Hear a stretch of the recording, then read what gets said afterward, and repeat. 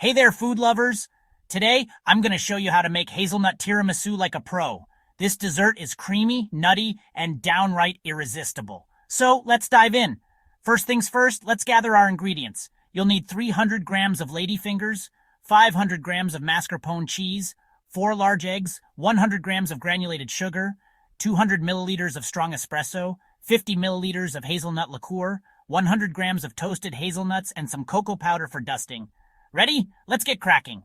Separate those eggs. Whites in one bowl, yolks in another. Beat the egg yolks and sugar together until thick and pale. Then add in the mascarpone cheese and mix until smooth. Now, in another bowl, whip those egg whites until stiff peaks form. Gently fold the egg whites into the mascarpone mixture. Take your time.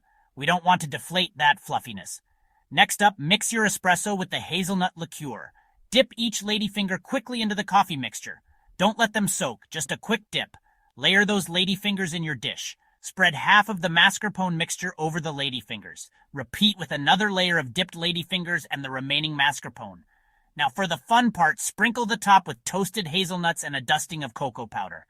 Pop it in the fridge to chill for at least 4 hours, or overnight if you can wait that long. And there you have it, hazelnut tiramisu that'll impress everyone. Perfect for any occasion, or just because you deserve a treat.